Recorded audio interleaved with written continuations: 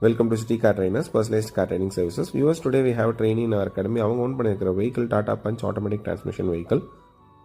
அவங்களுக்கு நம்ம இப்போ கொடுத்துருக்கிற task making left and right turnings to gain the steering control.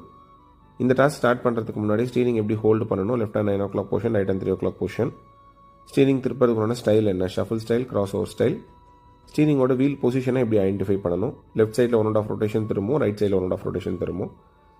இது எல்லாமே அவங்களுக்கு ஒரு டீட்டெயில் நாலேஜ் நம்ம கொடுத்தாச்சு. ஸ்டீரிங் எப்பவுமே ஜென்ரலாக ஹோல்ட் பண்ணணும்.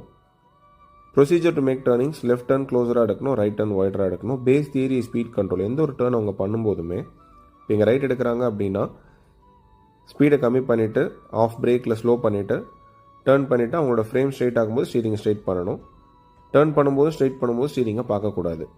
இனிஷியலாக அவங்க ஸ்டீரிங் பார்த்துட்டு இருந்தாங்க. ஒன்ஸ் நம்ம அது சொன்னதுக்கப்புறம் ஃபுல்லாகவே அவங்க ஃபோக்கஸ் ஆன் தி ரோடில் தான் இருக்குது. ஃப்ரேமை கரெக்டாக கால்குலேட் பண்ணி தான் ஸ்ட்ரைட் பண்ணணும்.